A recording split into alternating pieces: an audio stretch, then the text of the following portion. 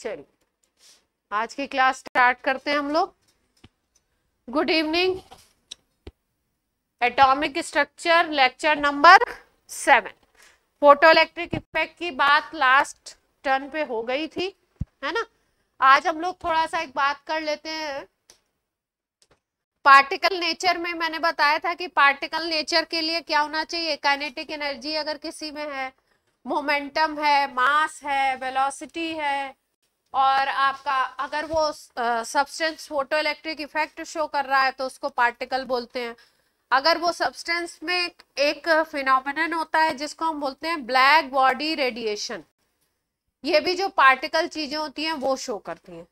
तो आज हम लोग पढ़ने जा रहे हैं ब्लैक बॉडी रेडिएशन। बहुत छोटा सा टॉपिक है, ज्यादा दिमाग नहीं लगाना है, थोड़ा सा एकदम छोटा टॉपिक है, आसानी से कर लें।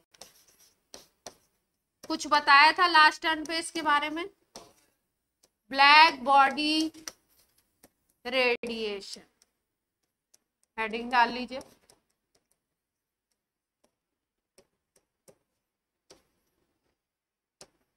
BBR, ठीक है, पहले समझिए, आफ्टर दैट लिख लेंगे, लिखवा देंगे। पहले समझिए ब्लैक बॉडी, जैसा कि नाम से आपको पता लग रहा है, क्या बोल रहे हैं, ब्लैक बॉडी। तो आइडियली ये एक आइडियल सिचुएशन है, एक आइडियल बॉडी है। एक्सपेरिमेंटली, फिजिकली, नॉर्मली ऐसी कोई बॉडी होती नहीं है। ये एक आइडियल कॉन्सेप्ट है जिसको हम लोग कहते हैं ब्लैक बॉडी। ब्लैक बॉडी का क्या मतलब है कि कोई ऐसा मटेरियल हो, कोई ऐसा ऑब्जेक्ट हो जिसके ऊपर जितने फ्रीक्वेंसी भेजी जाए, जैसे मान लो हमने उस पे भेजा 500 हर्ट्ज की लाइट, या हमने भेजा उस पे 600 हर्ट्ज की, या हमने उस पे भेजा 1000 हर्ट्ज की लाइट, ठीक है, लाइट डाली या कोई रेडिएशन डाला, तो वो सारे के सारे जितने भी उसके ऊपर फॉल कर रहे हो रेडिएशन, उनको सबको एब्जॉर्ब कर ले, और सारे के सारे जितने को ऑब्जर्व कर रहा हो सारे रेडिएशंस को वो क्या करे, एमिट कर दे। मतलब वो पूरे को जितना उसके ऊपर पड़ रहा है सबको कंप्लीटली एब्जॉर्ब कर रहा है, और पूरे के पूरे को क्या करे, एमिट कर दे, अपने अंदर से बाहर निकाल दे। तो ऐसी बॉडी को हम बोलते हैं ब्लैक बॉडी। और इससे जो रेडिएशन निकलेगा, ऐसे सब्सटेंसेस से जो रेडिएशन निकलेगा, उसको हम लोग कहते हैं ब्लैक बॉडी रेडिएशन। ऐसी कोई बॉडी एग्जैक्टली होती नहीं है, क्योंकि कुछ पोर्शन इधर उधर किसी और फॉर्म में हीट के निकलता ही है। ऐसा नहीं है कि वो जितना एब्जॉर्ब करेगी सारा का सारा जो है, सारे के सारे रेडिएशंस को एमिट करेगी, ऐसा आइडियली ऐसा होता नहीं है। लेकिन ये कैसा कॉन्सेप्ट है, आइडियल कॉन्सेप्ट है ब्लैक बॉडी रेडिएशन। फिर उसके बाद बात करी जा रही है कि जैसे मान लो आप किसी सब्सटेंस को हीट कर रहे हो, जैसे आयरन की रॉड ले ली आपने, उसको हीट करना शुरू किया, तो आपको पहले वो डल रेड सी दिखती है, जब गर्म होना शुरू होती है तो डल रेड सी दिखती है। फिर उसके बाद आप थोड़े टाइम बाद देखोगे तो एकदम अच्छी वाली एकदम रेड हो जाएगी, है ना, जिसको बोलते हैं ब्लड रेड काइंड ऑफ दिखेगी, ठीक। फिर उसके बाद अगर और भी उसको हीट कर रहे हो तो आप देखोगे कि उसमें से कुछ व्हाइट लाइट काइंड ऑफ चीज निकल रही, मतलब वो रॉड के चारों तरफ आपको व्हाइट जैसा दिखाई देगा, ठीक। फिर उसके बाद और ज्यादा अगर हीट कर दो, टेम्परेचर और बढ़ा दो, तो आप देखोगे वो ब्लूइश दिखने लगी है ना। कभी कभी ऐसा एक्सपेरिमेंट मतलब कर सकते हो थोड़ा प्रिकॉशन के साथ। जैसे अपन जो ये दाल वाल के लिए जो कलछी यूज करते हैं, अगर वो स्टील की हो और उसको आप गैस पे रख के भूल जाइए, ठीक है, या खड़े होके देखिए उसको ऑन करके गैस, तो आप देखोगे पहले हल्की रेड होगी, हीटअप होगी तो हल्की रेड होगी, फिर उसके बाद और ज्यादा रेड हो जाएगी, फिर कुछ ऐसा लगेगा बीच में व्हाइट सी कुछ दिख रही है या येलो सी कुछ दिख रही है, और फिर उसके बाद वो एकदम से दिखने लगेगी, ज्यादा गर्म हो जाएगा तो उसके आसपास की फ्लेम एकदम ब्लू जैसी दिखेगी, ज्यादा अगर गर्म हो जाएगा तो, ठीक है। तो ऐसा नहीं घर की कलछी जला देना, कोई बेकार मटेरियल हो तो उसको जला के देख सकते हैं, पर आप मत करना, आप लोग मत करना, कुछ गड़बड़ कर दोगे तो प्रॉब्लम हो जाएगी, ठीक है, तो इसका मतलब क्या है कि जैसे जैसे टेम्परेचर बढ़ाते जाते हैं वैसे वैसे रेडिएशन जो उससे निकलता है उसकी फ्रीक्वेंसी, उसकी वेवलेंथ चेंज होती जाती है। वेवलेंथ चेंज हो रही है, वेवलेंथ और फ्रीक्वेंसी का रिलेशन होता है कलर से। ठीक है, जो वो रेडिएट करता है रेडिएशन उसके अकॉर्डिंग ही हमें कलर दिखाई देता है। ठीक है, तो इसका मतलब ये है कि अगर रेडिएशन की बात करो तो इसका मतलब रेडिएशन में जो वेवलेंथ एमिट हो रही है उसका डायरेक्ट रिलेशन किससे है? टेम्परेचर से। टेम्परेचर अगर हम बढ़ाते हैं तो उसकी जो एमिटेड रेडिएशन है उसकी वेवलेंथ या उसकी फ्रीक्वेंसी क्या होती है? चेंज होती है। क्लियर है इतनी बात? तो नोट करिए BBR है क्या? Black body radiation. It is a ideal body, it is a ideal body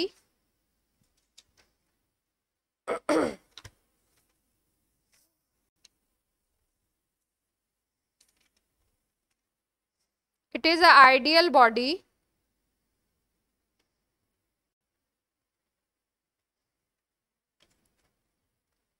which emits and absorbs,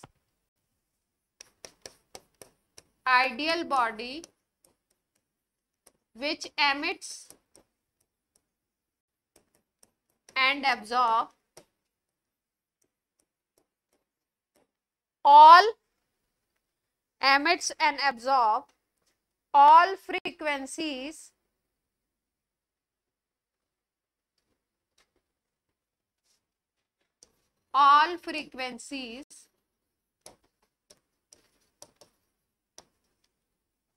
and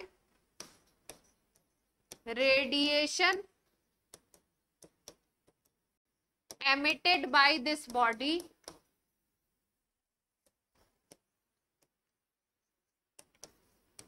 is called black body radiation.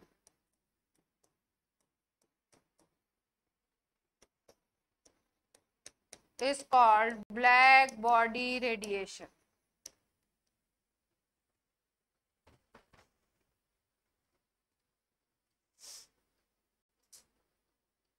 विबज्योर की जो बात करते हो आप लोग, विबज्योर में वायलेट, इंडिगो, इस तरीके से जो कलर्स होते हैं, तो वायलेट से अगर रेड की तरफ जाओ तो वेवलेंथ बढ़ती है या घटती है?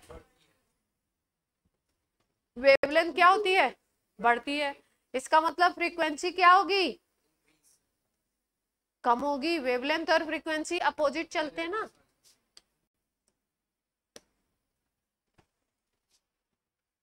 प्लैंक की थ्योरी क्या बताई थी? E is equal to H nu बताया था, या E is equal to S C by lambda बताया था।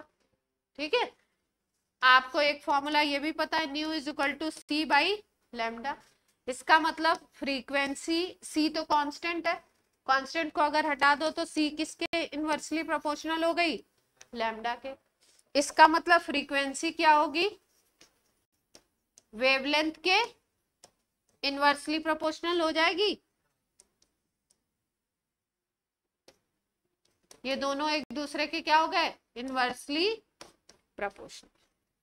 अब हम बोल रहे हैं कि वायलेट से जब रेड की तरफ जाते हो या रेड से अगर वायलेट की तरफ आओ, रेड से किस तरफ आए हम?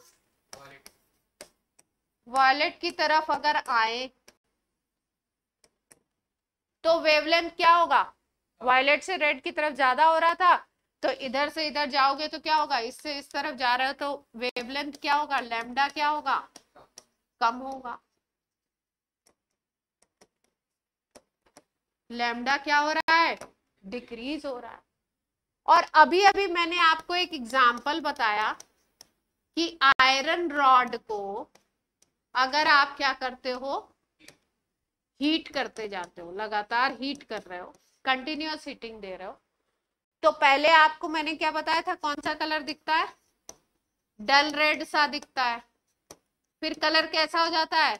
रेड हो जाता है, एकदम हॉट रेड, या रेड हॉट बोलते हैं उसी को, हॉट रेड नहीं, रेड हॉट। फिर उसके बाद ये किस पे, व्हाइट पे जाने लगता है, फिर लास्ट में क्या होने लगता है, ब्लूइश होने लगता है। तो रेड से अगर ब्लू की तरफ जा रहा है तो आप क्या देख रहे हो, वेवलेंथ कम हो रही है कि बढ़ रही है, वेवलेंथ कम हो रही है। रेड से ब्लू की तरफ वेवलेंथ क्या होगी, डिक्रीज हो रही है। और हमने क्या किया था, टेम्परेचर को बढ़ाया था। इसका मतलब यहां से यहां तक हम क्या कर रहे थे, टेम्परेचर को इंक्रीज कर रहे थे। ठीक है, यानी कि अगर किसी सब्सटेंस को आप हीट करते जाते हो तो उससे निकलने वाले जो रेडिएशन होंगे उनका वेवलेंथ धीरे धीरे कम होता जाए। वेवलेंथ क्या होगा, कम होगा। अगर फ्रीक्वेंसी के टर्म्स में इसी बात को बोलें तो हम बोलेंगे कि फ्रीक्वेंसी क्या होती जाएगी, इंक्रीज करती जाएगी। अपोजिट चलते हैं वेवलेंथ और फ्रीक्वेंसी। ठीक है, तो फिजिक्स में भी, केमिस्ट्री में भी ये जो लैम्डा और टी का एक रिलेशन निकाला गया है, उसको एक साइंटिस्ट ने निकाला था, विल्हेम वीन ने। ठीक है, तो उसको बोलते हैं वीन्स लॉ या वीन्स रूल बोलते हैं। उसमें लैम्डा, मैक्स और टेम्परेचर के बीच में मल्टीप्लिकेशन निकालते हैं, वो आता है एक कांस्टेंट।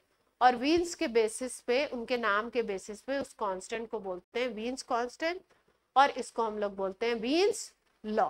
ठीक है, एप्लीकेशन इसका आप पढ़ेंगे ज्यादातर मॉडर्न जब फिजिक्स पढ़ोगे तो पढ़ोगे, लेकिन यहाँ पे भी जिक्र है।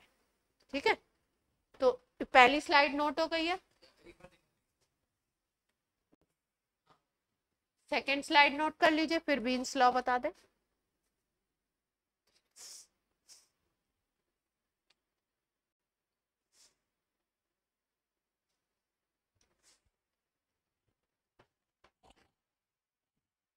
कहाँ खोई हो, कभी कभी ऐसा होता है, आप किसी को देख रहे होते हो और आपका ध्यान कहीं और होता है। मेरे साथ भी ऐसा होता है कहीं। अब तो आ ही गए थे, चल जल्दी बैठो।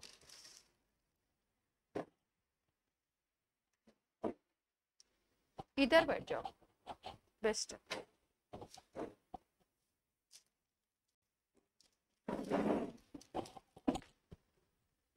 चल हो गया, इसमें लिख लेना एग्जाम्पल में, if we heat iron rod, ऐसे करके थोड़ा अपना लैंग्वेज वैंग्वेज बना लेना, आप तो बना लेते हो ना।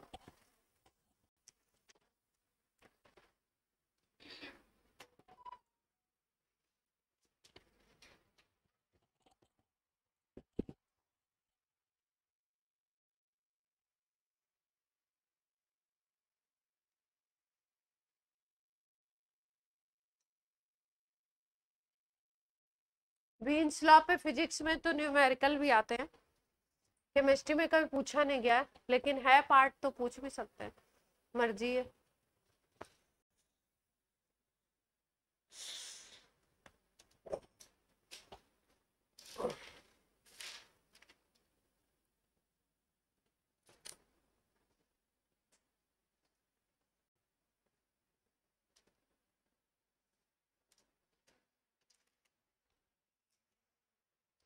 हो गया,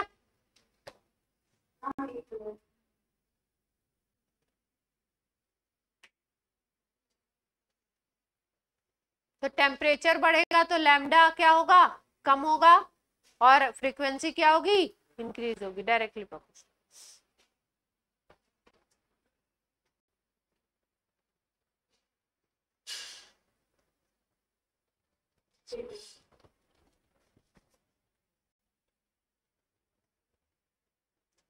हो गया बच्चों, फटाफट करिए।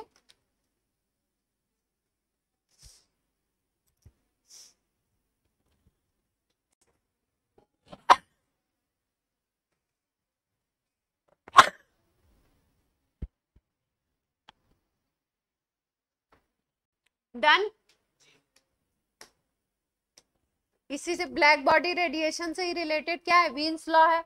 इसके पहले बताया गया है कि अगर इंटेंसिटी देखनी है आपको, इंटेंसिटी ऑफ रेडिएशन, जो रेडिएशन निकल रहा है उस बॉडी से, जो वेव के फॉर्मेट में जो एनर्जी हॉट बॉडी से निकल रही है, अगर उसकी इंटेंसिटी देखनी है आपको और टेम्परेचर में रिलेशन देखना है, तो आपको बताया गया कि उसकी इंटेंसिटी और टेम्परेचर में रिलेशन ये होता है।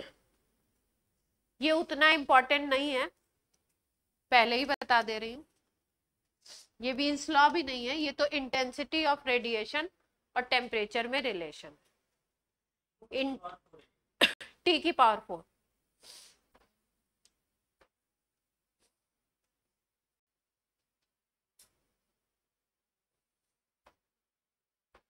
इंटेंसिटी आपको बता दिया था क्या होता है, क्या होता है परी?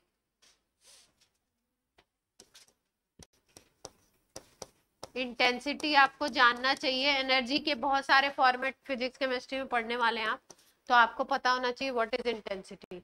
इंटेंसिटी होता है एनर्जी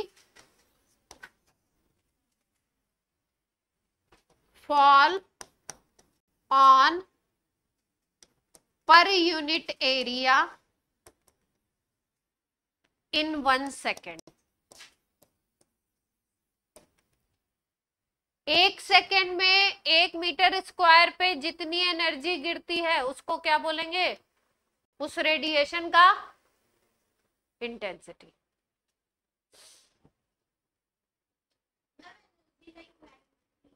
हाँ, लाइट भी हो सकती है, अलग अलग फॉर्मेट है एनर्जी का। हो गया? चलिए वीन्स लॉ कर लीजिए, हेडिंग डालिए वीन्स लॉ।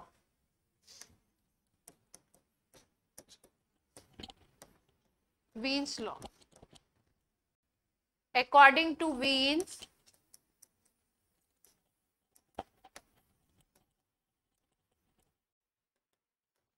साइंटिस्ट का नेम है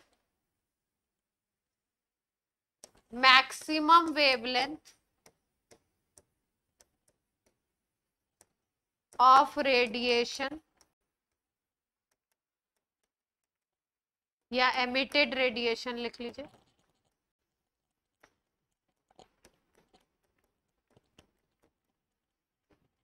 maximum wavelength of emitted radiation is inversely proportional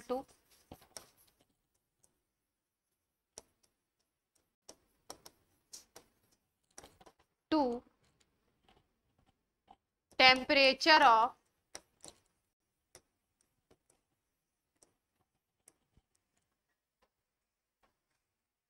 is inversely proportional to temperature of black body. Concept black body के लिए दिया गया है ना, तो ब्लैक बॉडी के रिस्पेक्ट में बोलते हैं, लेकिन कोई बॉडी ऐसी भी हो सकती है जो नियरली ब्लैक बॉडी हो। जैसे बोला कि ब्लैक बॉडी तो होता ही नहीं है कोई ऐसा एग्जैक्ट, नियरली होगा तो लगा सकते हैं फॉर्मूला। ठीक है, फॉर्मूला क्या है? Lambda max is inversely proportional to T. ये टेम्परेचर कैपिटल टी जब भी लिखा जाता है तो किस में लेते हैं? कैपिटल टी लिखने का मतलब केल्विन में। अगर small T degree centigrade T लिखा हुआ है टेम्परेचर के लिए, वैसे स्मॉल टी किसके लिए लिखते हैं? टाइम के लिए। लेकिन स्मॉल टी टेम्परेचर के लिए लिखा हुआ है मतलब डिग्री सेंटीग्रेड। कैपिटल टी लिखा हुआ है तो क्या है? Temperature should be in Kelvin. ठीक है, अब लिख लीजिए ये lambda max multiplied by T is equal to B लिखते हैं। बी होता है वीन्स कांस्टेंट, उन्हीं के नाम पे नाम दे दिया गया। Lambda max multiplied by T is equal to B. B है आपका क्या? वीन्स कांस्टेंट।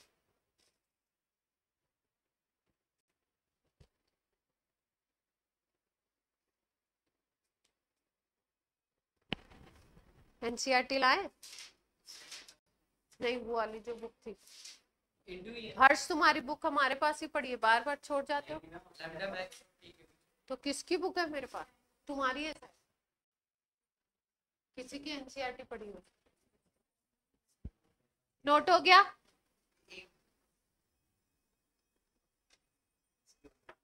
किसी एक की है, शायद इसकी है, नाम लिखा नहीं है। हाँ हाँ हाँ,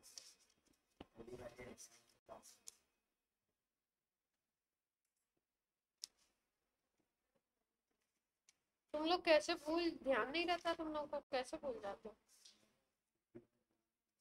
छुट्टी में? बस मैम ने छोड़ दिया, भागो ऐसा। चलो भाई, एक ग्राफ दिखाना चाहते हैं आपको, मेंस लेवल का तो नहीं है, एडवांस लेवल का। इसमें पता नहीं क्यों दे रखा है, नहीं दे रखा है, एनसीईआरटी में दे रखा है। एनसीईआरटी लाए हैं कोई तो खोलो, ग्राफ होना चाहिए, एडवांस लेवल का ग्राफ।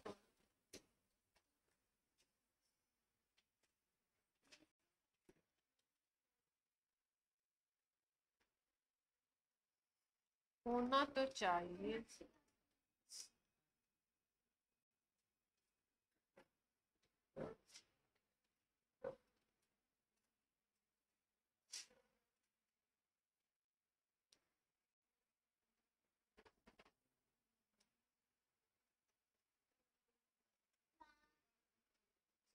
जी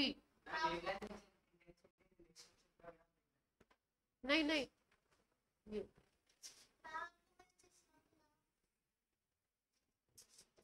ये किसका कोई चश्मा लेके है क्या? हाँ बच्चों, अरे मतलब गलती से, ऐसा मैं थोड़ी कह रही, ऐसा मैं तो कह रही।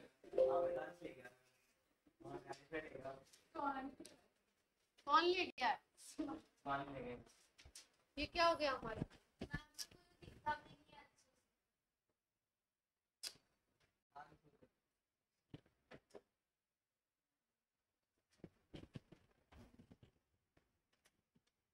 ऑनलाइन पिक्चर कभी कभी क्या गड़बड़ कर देती है।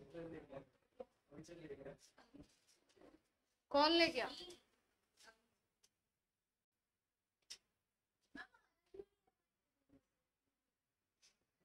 पता नहीं कौन।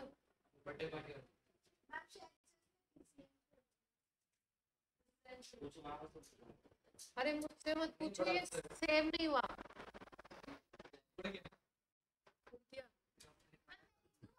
तुम लोगों ने लिख लिया ना? आपकी रिकॉर्डिंग में क्या बोलते हैं? ऐसा कैसे हुआ? अच्छा रिकॉर्डिंग में बट वो रिकॉर्डिंग से मैं कितनी बार तो देखी, 2 बार तक बच्चे। अरे चुप रहो, सपना मत देखो, ये हमारा चला गया तुम्हारा, पूरा ही अलग ही चल रहा है तुम्हारा।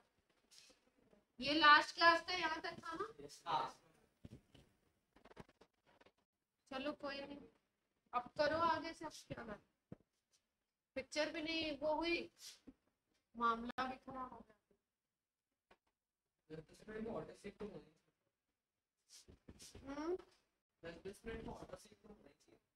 पता नहीं, इसमें है नहीं, मैंने कुछ तो गड़बड़ क्लिक कर दिया।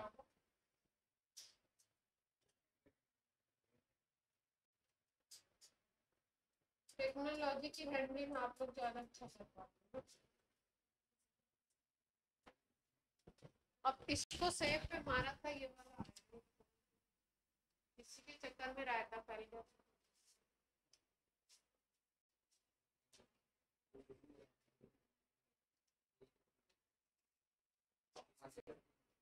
देख पा रहे? चलो प्लीज लॉ का एक्सप्लेन कर। हाँ कह तो रही हूँ मैं, दे रखा। मैं कहाँ कह रही हूँ? आवाज आ रही है ऑनलाइन वालों को प्रॉपर?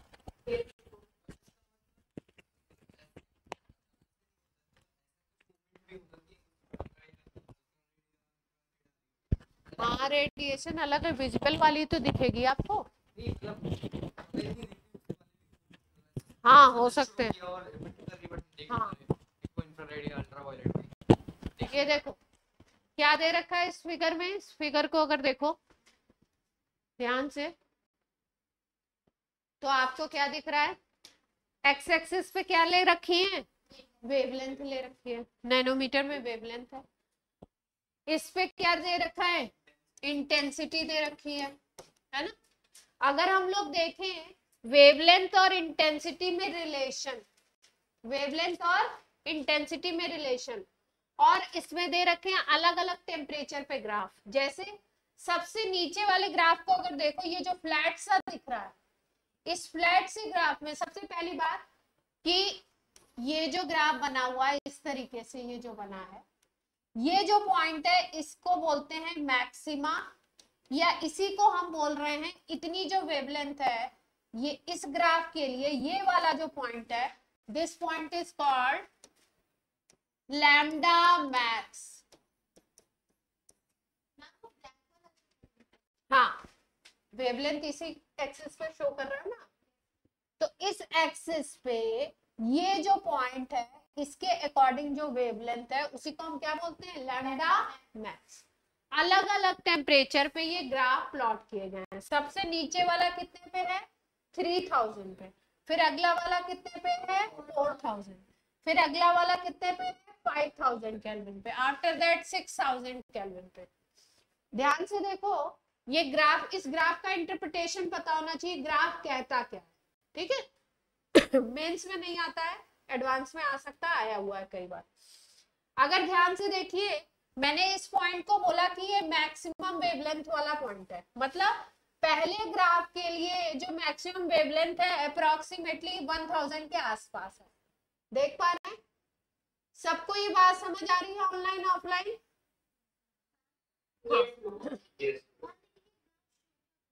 ये ग्राफ शो कर रहा है इंटेंसिटी और वेवलेंथ के बीच में ग्राफ प्लॉट किया गया है। जो मैक्सिमम पॉइंट मिल रहा है उसको हम बोल रहे हैं लैम्डा मैक्स, वेवलेंथ का। तो इसके लिए पहले ग्राफ के लिए 3000 केल्विन पे मैक्सिमम वेवलेंथ कितनी है, अप्रॉक्स 1000 है। आफ्टर दैट अगर देखो आप 4000 केल्विन टेम्परेचर पे, तो मैक्सिमम वेवलेंथ जो है वो 500 और 1000 के बीच में अप्रॉक्स कुछ आ रही है ना। तो 750 ऐसे कर सकते हैं अपन, एक अगर की प्लॉट करेंगे तो आ जाएगा एग्जैक्ट, कुछ इतना आ रहा है 700 पे। पहले 1000 के अराउंड था, फिर 750 700 के अराउंड आ गया, फिर 5000 पे देखिए, 5000 पे ये अराउंड 500 के मैक्सिमम, लगभग 500 के आसपास का आ रहा है, मतलब 600 बोल दो इस तरीके से, ठीक।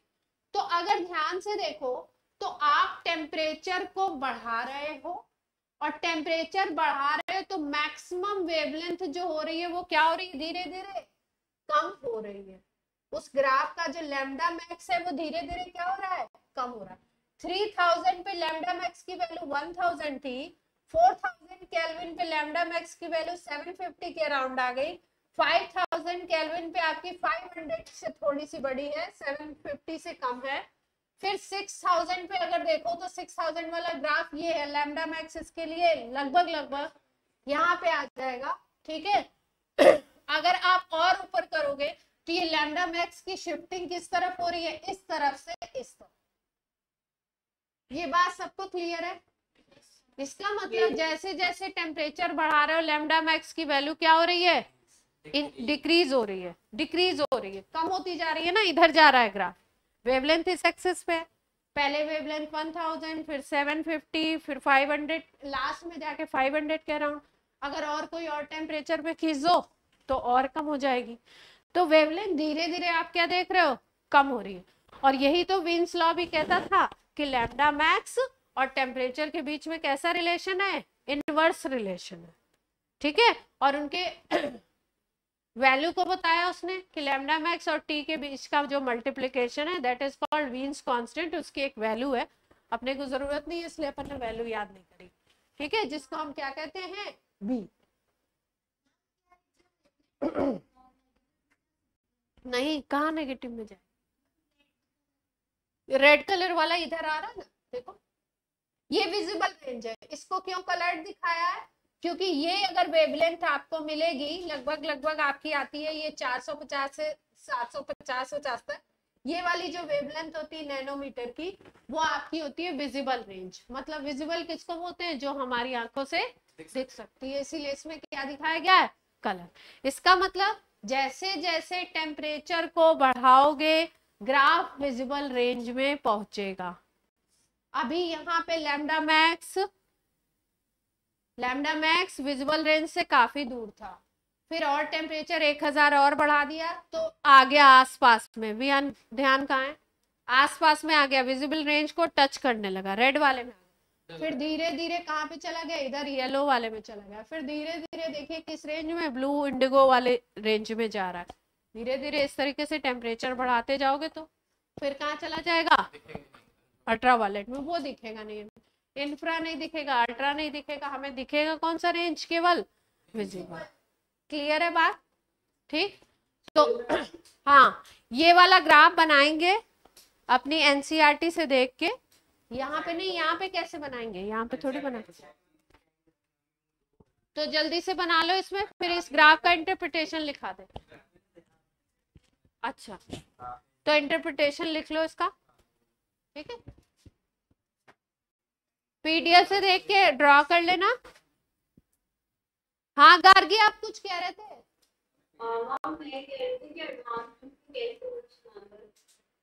इसी पे घुमा सुमा के करा दूंगी, इस पे क्वेश्चन ही करा दूंगी सीधे, इनके इंटरप्रिटेशन पे ही आता है, रीजन असर्शन बना देंगे। या एक मान लो लैम्डा मैक्स दे दिया, एक का टेम्परेचर दे दिया, दूसरे का लैम्डा मैक्स दे दिया, टेम्परेचर पूछ लिया, है ना। जब जैसे आपको फॉर्मूला ये मिल रहा है, अगर lambda max multiplied by temperature is equal to constant B, तो अगर मान लीजिए लैम्डा मैक्स किसी के लिए आप 1 मानते हो, एक केस के लिए, उसके लिए टेम्परेचर T1 मानते हो, तो दूसरे के लिए इक्वल कर सकते हो लैम्डा मैक्स 2 इंटू T2। इसी ग्राफ को बना करके 3 डेटा देके एक डेटा आपसे क्या कर सकते हैं, निकलवा सकते हैं, है ना। मान लो दे दिया पहले केस में ये 500 है, ये टेम्परेचर है आपका कुछ भी 2000 है केल्विन, ये आपको निकालना है, ये टेम्परेचर दे दिया आपको 3000 केल्विन, तो निकल आएगा लैम्डा मैक्स, ऐसे निकलवा सकते हैं। या जो बात आपको बताई उसी को कैसे बोल सकते हैं, स्टेटमेंट वगैरह के वाले क्वेश्चन आते हैं ना, 4 स्टेटमेंट लिख दिए और पूछ लिया कितने स्टेटमेंट इसमें से करेक्ट है, ऐसा क्वेश्चन बना सकते हैं, ठीक है। तो कितनी वैल्यू आ गई, 1000 बाई,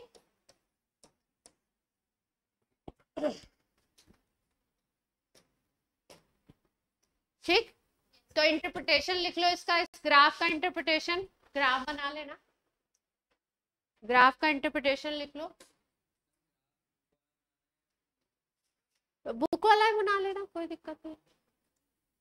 बुक वाला में विजिबल रेंज को दिखाया नहीं गया, इसमें कलर वलर यूज करोगे तो विजिबल रेंज, नहीं तो लिख देना, रेड लिख देना, ऐसे लिख देना, लिख भी तो सकते हैं, विबज्योर लिख सकते हैं ना ऐसे करके।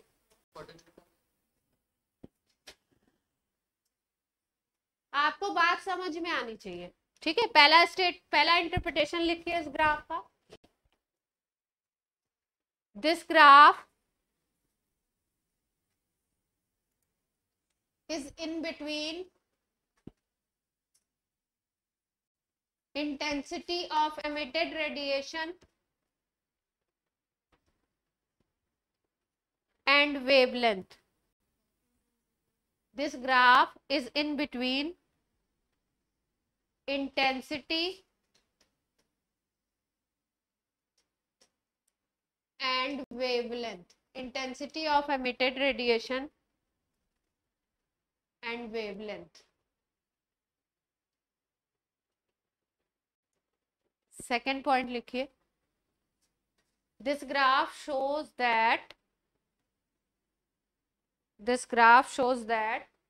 if we increase temperature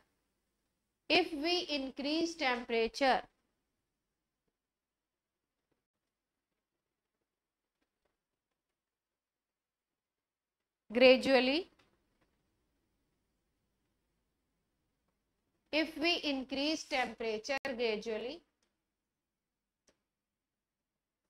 wavelength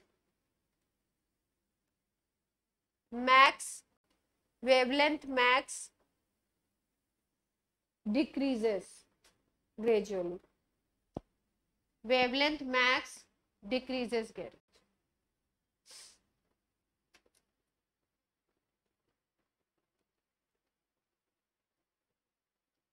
peak, bracket में लिख लो इसी में, peak of the graph, peak of the graph जिसको हम लैम्डा मैक्स कह रहे हैं, peak of the graph shifted towards left, peak of the graph shifted towards left, left की तरफ क्या हो रहा है, शिफ्ट हो रहा है लैम्डा मैक्स की value.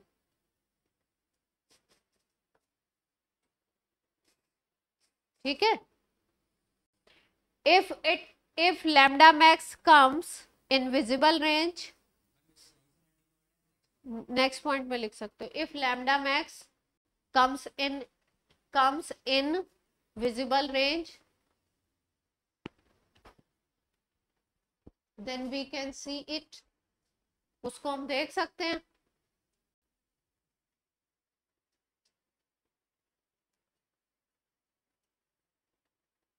And if it is not,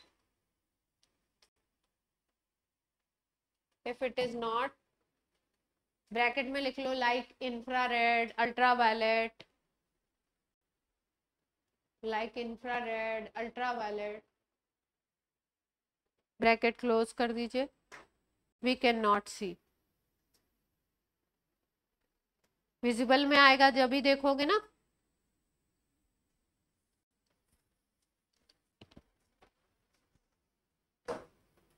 तो छोटा सा था, क्लियर है बात, कोई दिक्कत? जी बोलिए।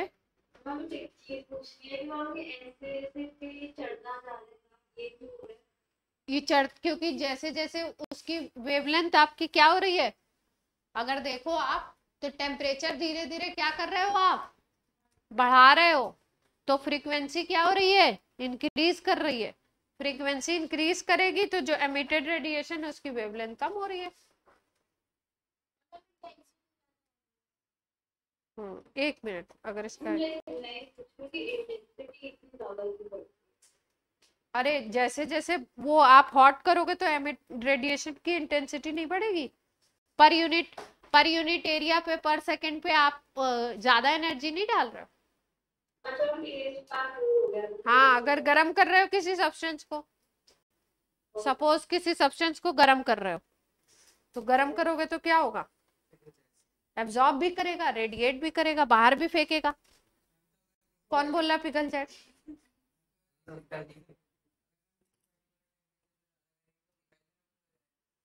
हाँ बिल्कुल,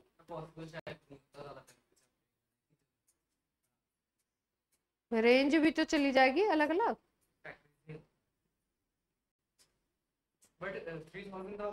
अभी देखा नहीं है मैंने इसका, इसमें दिख नहीं रहा है पर आया हुआ है पहले। जब तक वो हमें दिख नहीं रहा ऐसा लाल पीला होना, और उसमें तो गर्म है तो वो इंफ्रारेड रेडिएशन छोड़ रहा होगा। हाँ मे बी ज्यादा अगर आपने कर दिया।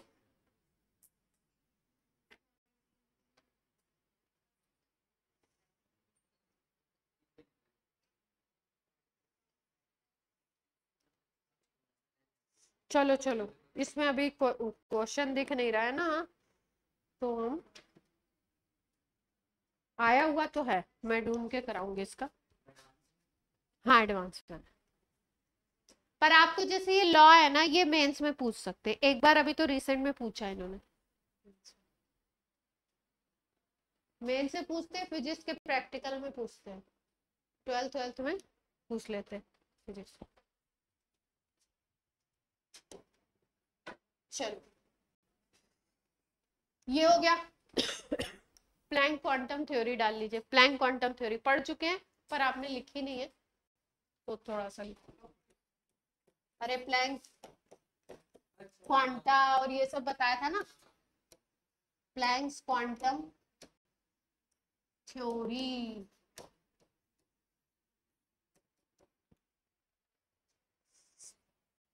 साइंटिस्ट का क्या नाम है? Planck, Max Planck. किसने दिया था? Max Planck.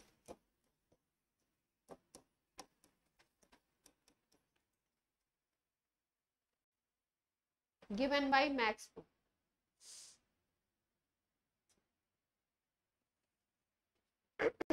मैक्स प्लैंक ने क्या कॉन्सेप्ट दिया था, समझ लो ध्यान से।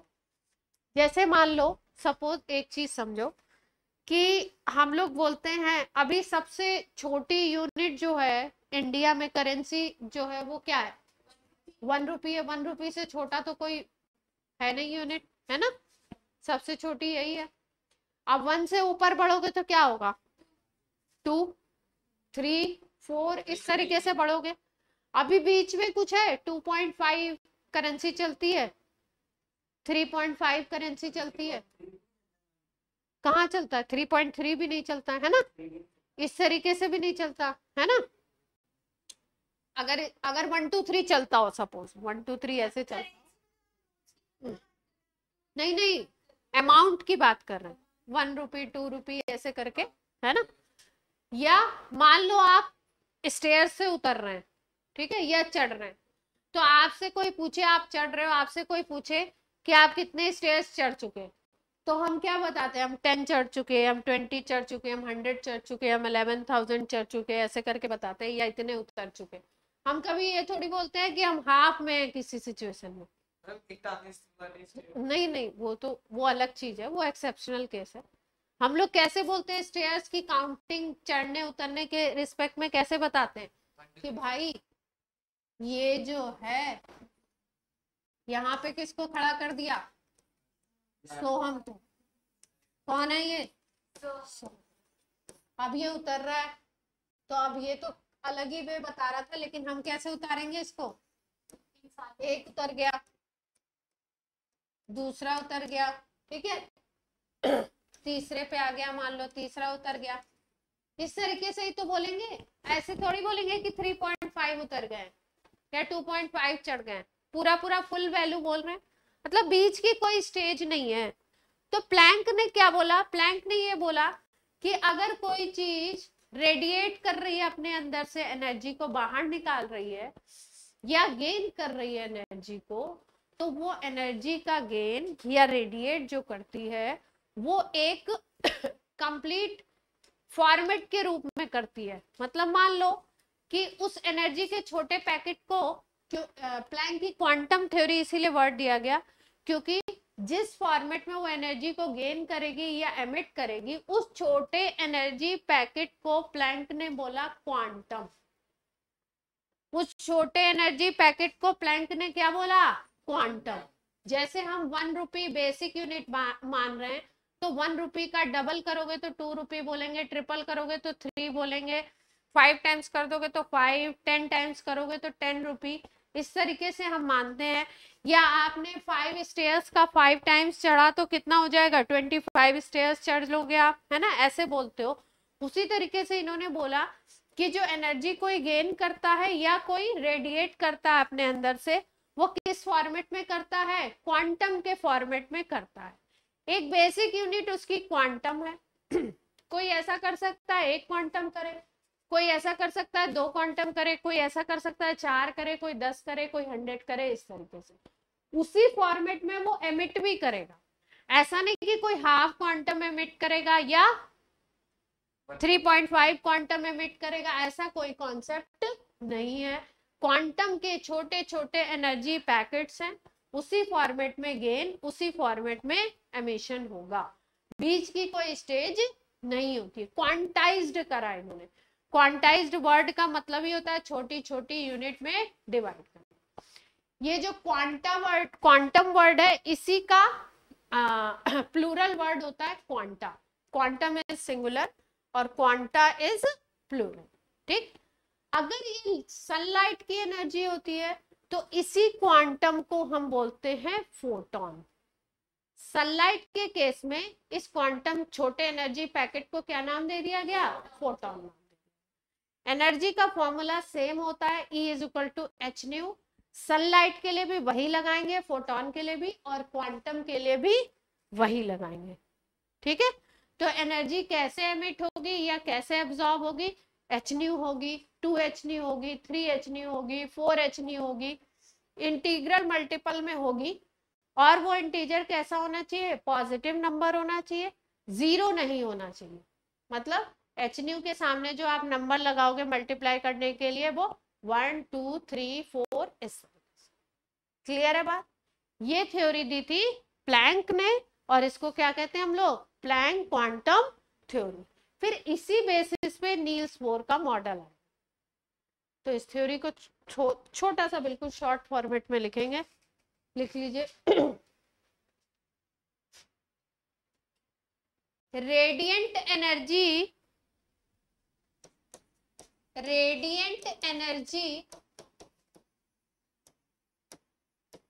is absorbed or emitted.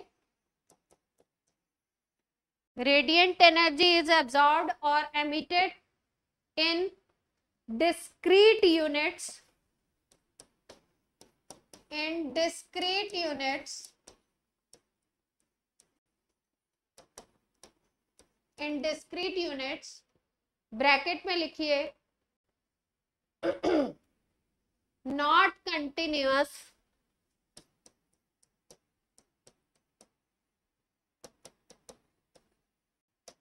Continuous होती तो क्या होता?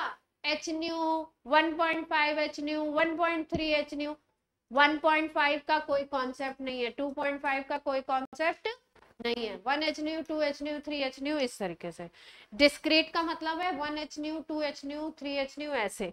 कंटिन्यूअस नहीं है, 0.5 इसका कोई कॉन्सेप्ट नहीं है।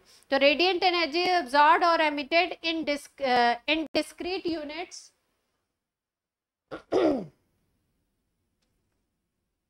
called energy packets, ये जो डिस्क्रीट यूनिट्स होंगी ये नॉट कॉन्टिन्यूअस ब्रैकेट में लिखिए, फिर लिखिए called energy packets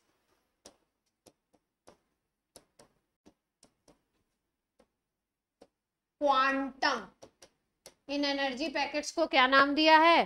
quantum. Called energy packets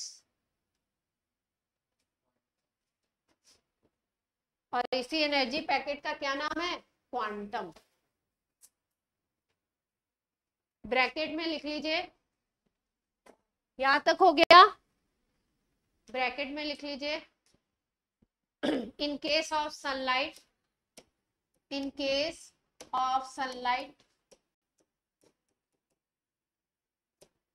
quantum is equal to photon.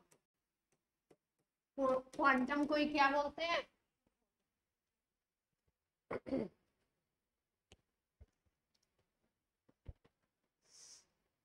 according to Planck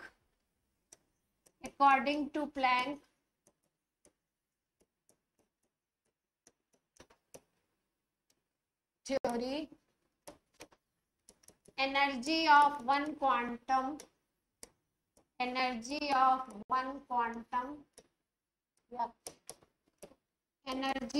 photon का फॉर्मूला क्या है? E is equal to h nu या E is equal to sc by lambda।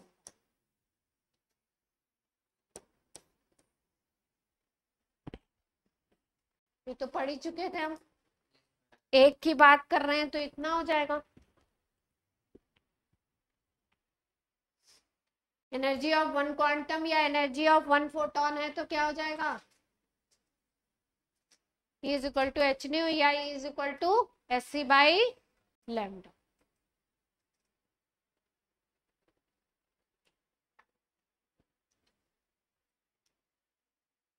Note हो गया? Energy of one photon, जैसे वहां लिखा है एनर्जी ऑफ वन क्वांटम ना, अगर सनलाइट का केस है तो लाइट का केस है तो क्या हो जाएगा? फोटोन। क्वांटम सारी एनर्जी के लिए यूज करोगे, लाइट के लिए क्या यूज करोगे वर्ड?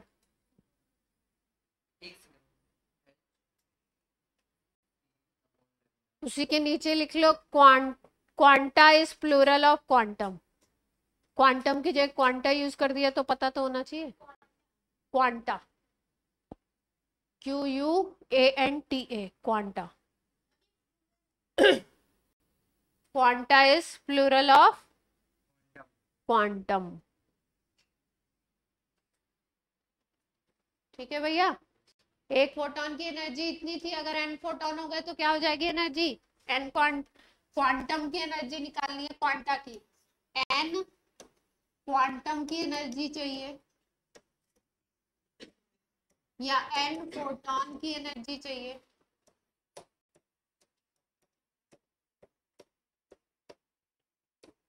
तो n से मल्टीप्लाई हो जाएगा, n into H into mu, या n into H C by lambda, ये फॉर्मूला बन जाएगा। n क्या होगा,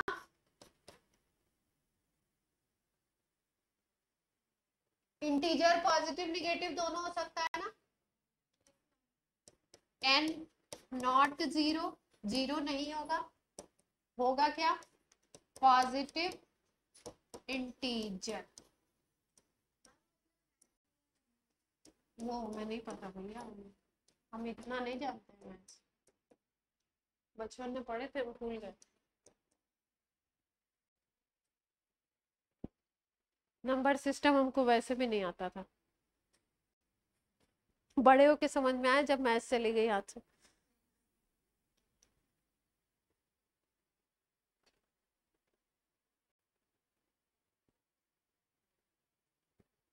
तो हम लोग को एक पढ़ाया जाता था रैशनल इररेशनल नंबर, हम उसमें ही हमारी मेरी बाद में जब क्लास निकल गई तो समझ में आने लगा, अच्छा ये है, तब तक खेल खत्म था। ठीक है, तो क्वांटम थ्योरी यही है। अब क्वांटम थ्योरी में कभी कभी क्या करते हैं कि आपको जो आपको एमकेएस में है वो फॉर्मूला तो बता ही दिया था आपको कि एच की वैल्यू आप क्या लोगे और सी की वैल्यू क्या लोगे, अगर एनर्जी आपकी जूल में है तो आप एमकेएस में लोगे, अगर आर्क्स में आ गई तो वैल्यू थोड़ी सी चेंज हो जाती है। अगर एनर्जी की वैल्यू एक यूनिट होती है, इसमें हम लोग यूज करेंगे इलेक्ट्रॉन वोल्ट, अगर एनर्जी इलेक्ट्रॉन वोल्ट में तो थोड़ा सा इसका फॉर्मूला चेंज होगा, उसको देख लेते हैं, तीनों फॉर्मूला याद रख लेंगे तो आपको न्यूमेरिकल में आसानी होगी। ठीक, तो तीनों फॉर्मेट लिख लो, एक हम लिख रहे हैं H C by lambda 6 point, exact value लिख देते हैं 6.26 10 raise to power minus 34, 3 into 10 raise to power कितना ले रहे थे हम, 8 ले रहे थे ना, और यहाँ पे आपने ले लिया लैम्डा, ये किस में है यूनिट, एमकेएस। ठीक, इस यूनिट में एनर्जी आपकी किस में होगी, जूल में, और लैम्डा अगर आपको निकालना है तो लैम्डा किस में निकलेगा आपका, मीटर में। कोई दिक्कत, दूसरा फॉर्मूला, अगर एनर्जी आपकी आर्क्स में दे रखी है, 1 arc equal to how many joule, dimension वाला चैप्टर पढ़ चुके हैं फिजिक्स में, 10 रेज़ टू पावर 7, पक्का। अब अगर ये आर्क्स में दे रखा है और आपको लैम्डा किस में निकालनी है, सेंटीमीटर में, लैम्डा सेंटीमीटर में है और ये आर्क्स में है, तो फॉर्मूला थोड़ा सा चेंज होता है, यहाँ पे 10 रेज़ टू पावर 27 आ जाता है माइनस में, जहां 34 था वहां माइनस 27 आएगा और ये 10 आ जाएगा।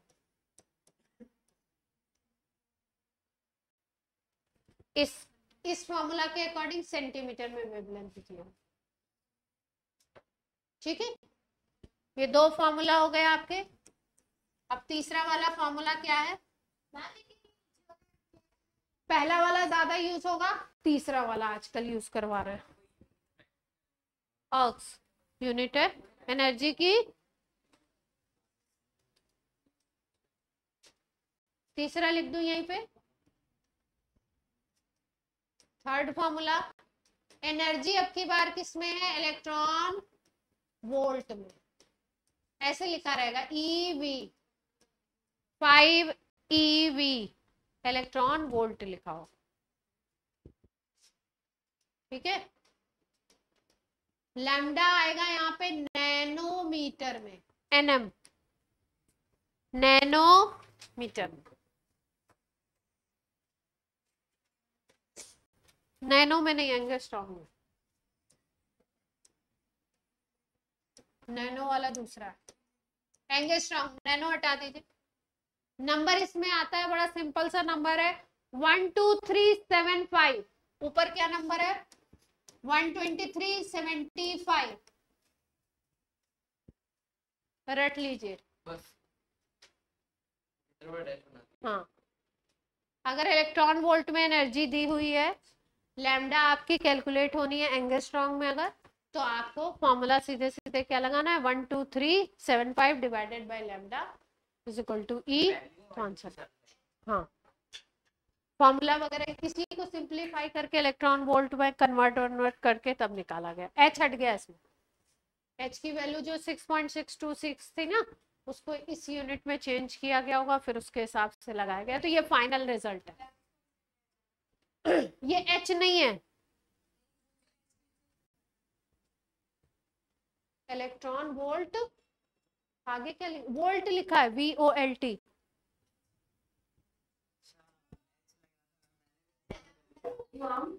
जी हाँ इसीलिए शायद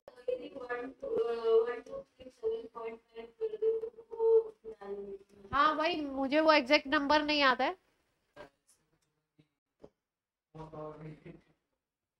ईवी, इलेक्ट्रॉन वोल्ट,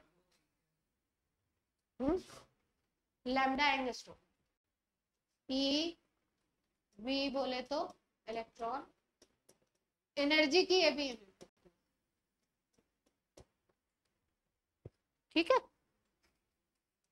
क्लियर है बात।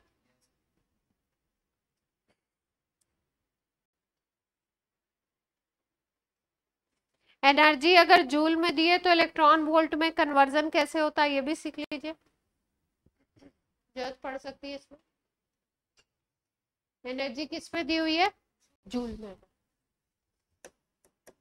एनर्जी किसमें है, जूल से, इसमें डिवाइड कर दीजिए इलेक्ट्रॉन के चार्ज का, तो एनर्जी किस में आ जाएगी, इलेक्ट्रॉन।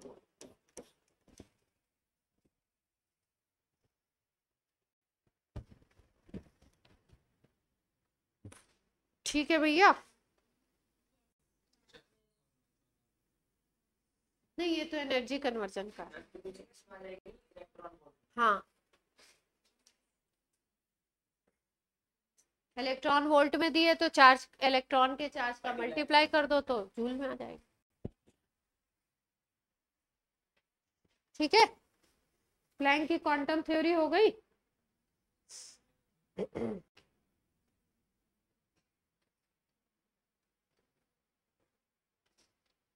इस पे एक सवाल कर दीजिए जरा जल्दी से, सस्ता सुंदर टिकाऊ एक सवाल कर लीजिए, फिर बोर्स मॉडल शुरू करें।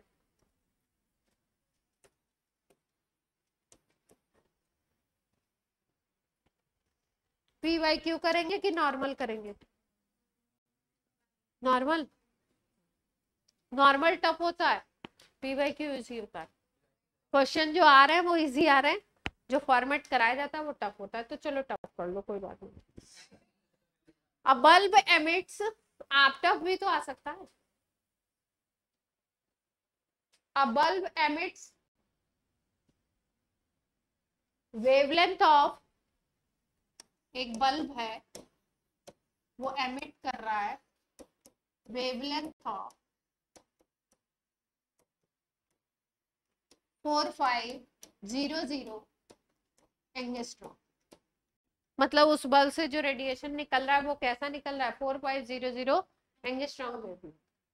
The bulb is rated as, bulb के ऊपर लिखा होता है ना उसका वॉटेज वगैरह, फिजिक्स में पढ़ा होगा आपने 10th में, क्या लिखा रहता है बल्ब के ऊपर, वोल्ट लिखा होता है, कितने वोल्टेज पे और कितना वॉट का है ये लिखा रहता है। Bulb is rated as 150 what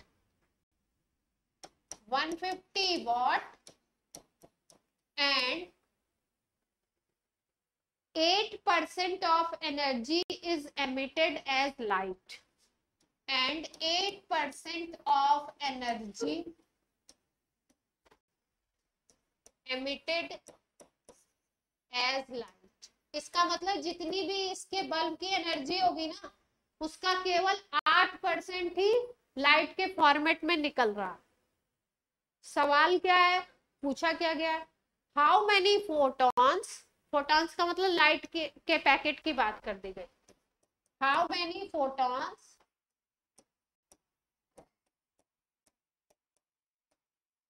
are emitted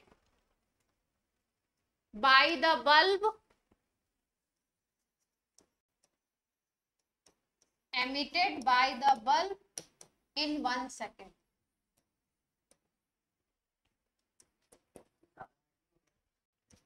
नहीं, बिल्कुल इजी है, थोड़ा सा समझा देती हूँ। वॉट का मतलब समझते हैं, पावर, पावर का मतलब होता है P is equal to W/T, इसका मतलब एनर्जी पर सेकेंड।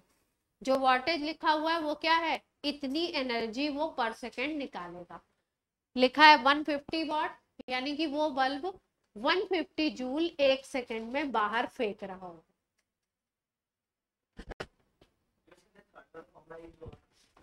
हाँ, प्लैंक थ्योरी लग रही है। चलो दिमाग लगाने की कोशिश करो, थोड़ा दिमाग भिड़ाओ।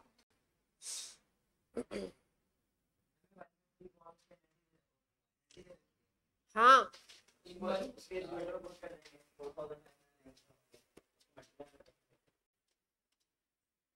हाँ सही है, नंबर ऑफ फोटोन। ये देखो, ये देखो, ये फॉर्मूला लगाना है, E is equal to N HC by lambda. N है नंबर ऑफ फोटोन, एन निकालना है। एन क्या है,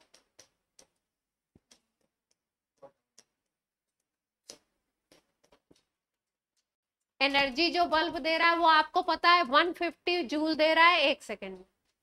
150 वॉट का मतलब क्या होता है, और उसका केवल 8% ही कन्वर्ट होगा वेवलेंथ में, उसका 8% निकालना पड़ेगा।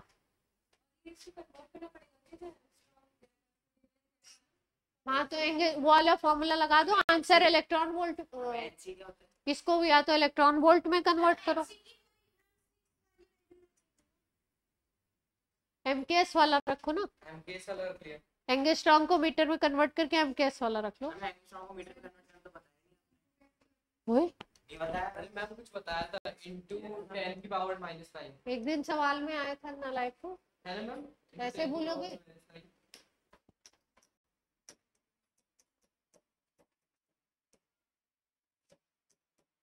1 angstrom is equal to 10 raised to power -10 metre. अच्छा चलो अब बता देते हैं। डायमेंशन पढ़ ली फिजिक्स में, तो यूनिट याद नहीं की, केमिस्ट्री में भी फर्स्ट चैप्टर पढ़ लिया, उसमें भी यूनिट याद करनी। हाँ हाँ बिल्कुल बिल्कुल बिल्कुल, रखिए।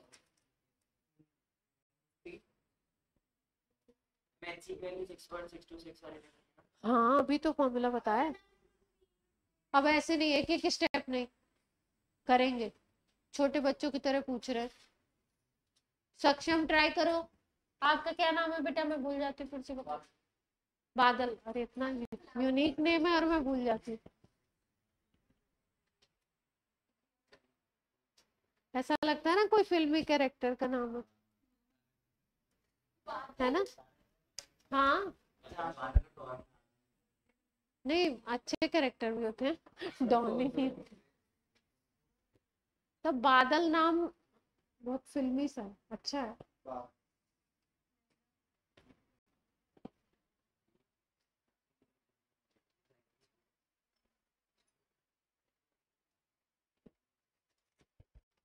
फिगर बना दूं तो हिंट मिल जाएगा थोड़ा सा।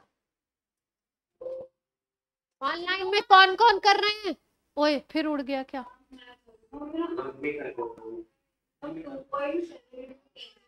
नहीं उड़ा ना, जिंदगी खराब है, बहुत बुरा हाल हो चुका है मेरा। एक काम बढ़ गया, उसको लिखना पड़ेगा ना, रिपीटेड लिखना तो पड़ेगा उसको। केस वाले में n कहाँ है? क्या केस वाले में n कहाँ गया? ओए, क्या है केस वाले में? कहाँ आएगा बाद में? मल्टी टू n अलग से करें, क्या करेंगे? एन यहाँ पे मल्टीप्लाई कर दोगे ना, ना ये तो एक एनर्जी, एक फोटोन की एनर्जी है ना। अच्छा, इसको ये पूरा इनटू n। हाँ ओके पूरा।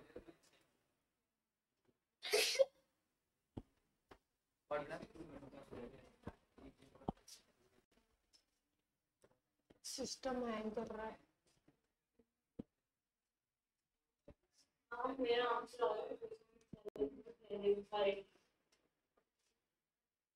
बाकी लोगों को क्वेश्चन समझ में आया है? नहीं आया तो मैं एक्सप्लेन करूं, उसके बाद आप ट्राई कीजिए। दीपक आ रहा है आपको? दीपक,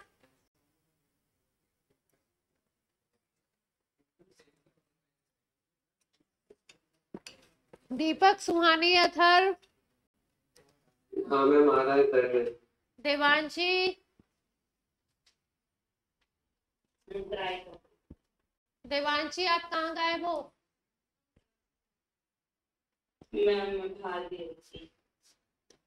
बाहर कहाँ, भरतपुर गए हुए हो?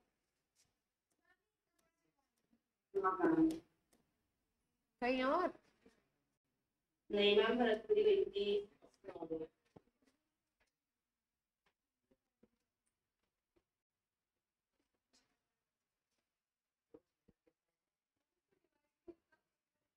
नहीं हो पा रहा है डिवाइड।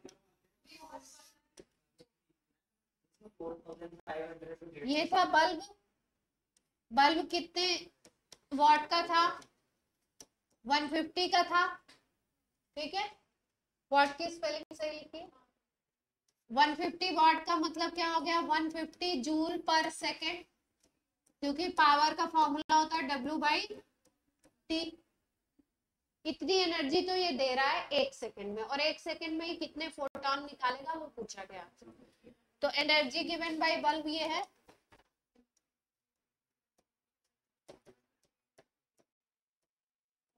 आप क्वेश्चन की लैंग्वेज कह रही है, बोर्ड पे देख लीजिए, आप क्वेश्चन की लैंग्वेज कह रही है कि जितना एनर्जी वो बल्ब दे रहा है उसका 8% ही केवल लाइट में कन्वर्ट हो रहा है।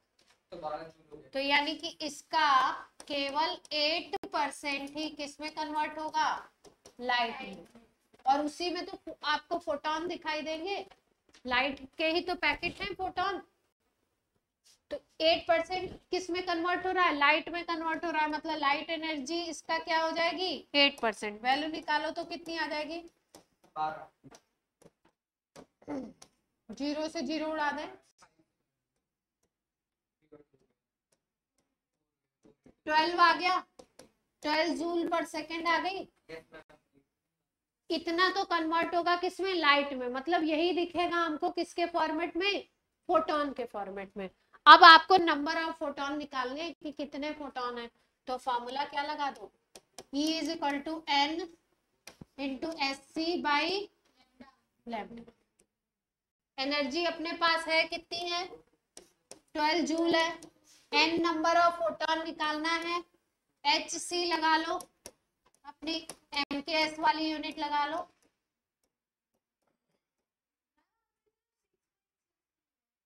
हाँ चलेगा, शॉर्ट में ले रहे हैं। ये कितना लेते थे? 8। और लैम्डा किस में लेना है? मीटर में लेना है। हाँ ले सकते हो।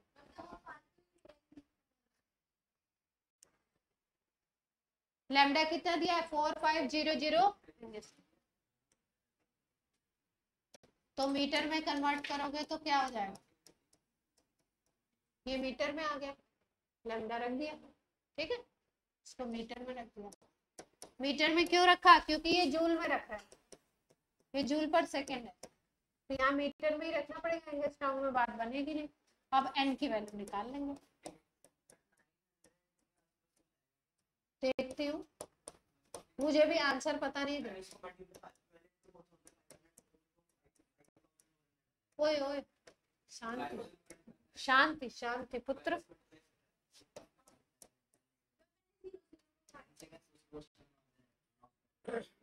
ठीक है,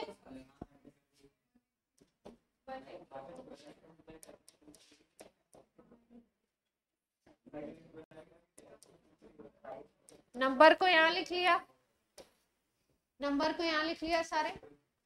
और क्या करें अब 10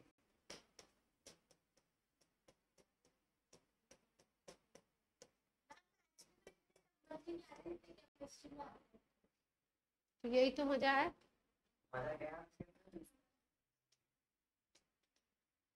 अब यहाँ क्या आ जाएगा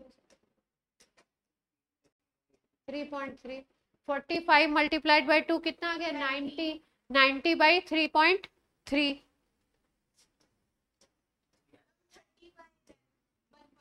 ये और काटते जाओ 300 बाई 11। और यहाँ मल्टीप्लीकेशन में क्या आ जाएगा, ये 10⁻⁻8 बन गया, -8 और -8 -16। अब +34 है तो -16 कितना बनेगा, 32 होता तो +16 बचता, 34 है तो +18 बचेगा। मतलब मेरा कैलकुलेट करने का तरीका ऐसा है, बाकी आपका देख लो। 11 से डिवाइड करोगे तो कितने टाइम्स जाएगा, 11 2 ज़ा 22 होता है ना, 2 टाइम्स जाएगा। फिर क्या बचने वाला है 8, तो 7 आएगा, तो कितना आ जाएगा। आपने तो 6.6 में कुछ छोड़ दिया। कहाँ 6.6, मतलब ये 6.6 के आगे 26। हाँ नहीं लिया, तो ये कितना आ गया 27 था ना, हाँ आराम से 7 था। और ठीक है, असली आंसर बता देते हैं। असली आंसर आ रहा है 27.2 मल्टीप्लाइड बाई 10⁻18। एग्जैक्ट आंसर लिख लो 27.2।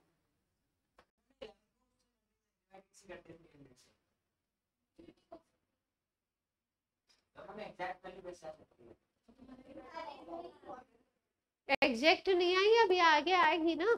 एग्जैक्ट तो बताया 27.2, हमने अप्रॉक्सी यहाँ लगा दो, अप्रॉक्सी। हाँ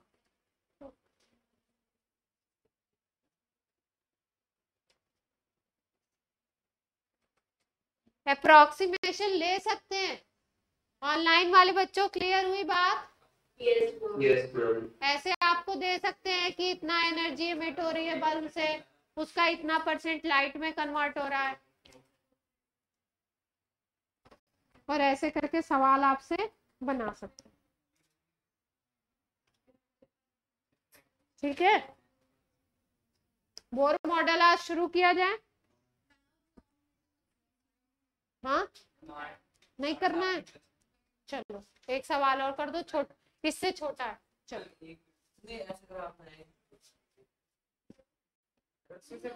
ताकि हमें उतारना है, बोलना नहीं पड़ेगा। इतना इतना स्मार्ट कैसे बनते हो तुम, हाउ इट इज पॉसिबल बच्चों।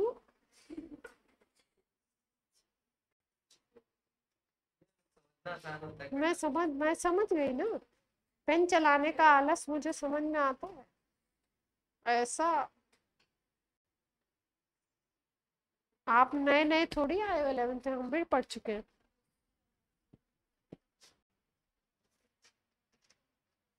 चलो एक और कर लो अच्छा सा। लास्ट टर्न पे करा चुके थे ना फोटोन वाले सवाल, एक दो फोटो इलेक्ट्रिक इफेक्ट वाले कराए थे, नॉर्मल फोटोन वाले नहीं कराए थे। चलो लिख लो, अ फोटोन ऑफ लाइट, एकदम इजी है। A photon of light 6000 angstrom has energy E। तो हम ध्यान दीजिए क्वेश्चन पे, पहले आपको ये आंसर देना है। A photon of light having कितना वेवलेंथ था 6000 angstrom wavelength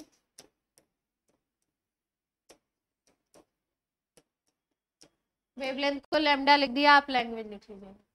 and energy E, energy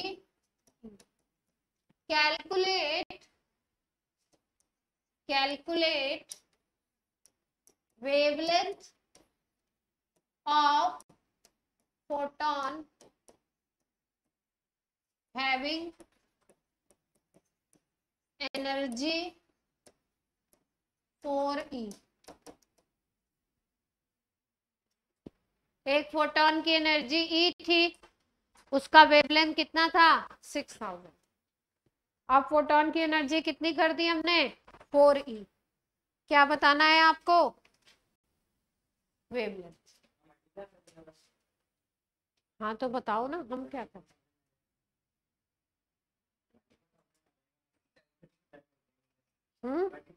तो निकाल के दिखाओ। 1500 आंसर है।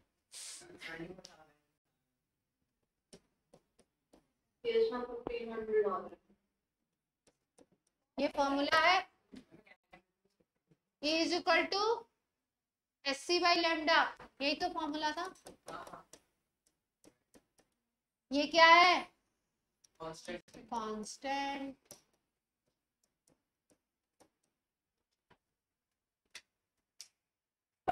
दोनों के लिए लिख सकते हैं। पहले वाले केस के लिए लिख दो equation, E1 E is equal to क्या लिख दें SC बाई 6000 लिख दिया। मीटर में कन्वर्ट करो तो कर लो, वैसे जिसमें डिवाइड करना होता है उसमें कन्वर्ट करने की जरूरत नहीं है। पहले इक्वेशन बन गई, SC बाई लैम्डा कर दिया, फर्स्ट इक्वेशन बन गई। दूसरे केस में क्या है, एनर्जी कितनी है 4e, HC तो कांस्टेंट ही है, लैम्डा ही तो निकालना था आपने, लैम्डा मान लीजिए। दोनों को डिवाइड कर दीजिए, 4e डिवाइडेड बाई e करोगे तो क्या आ जाएगा SC कट जाएगा।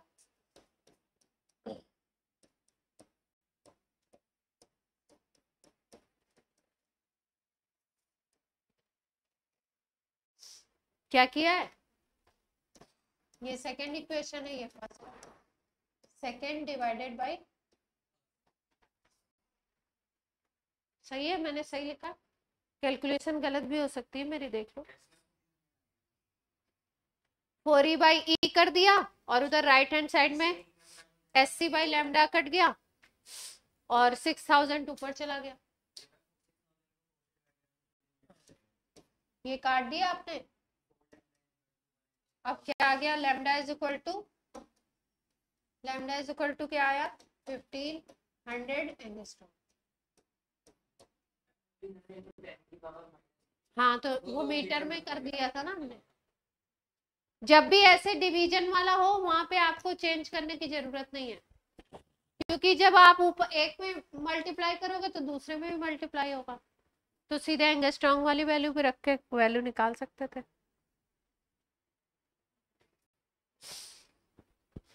ठीक है, ये तो इजी था।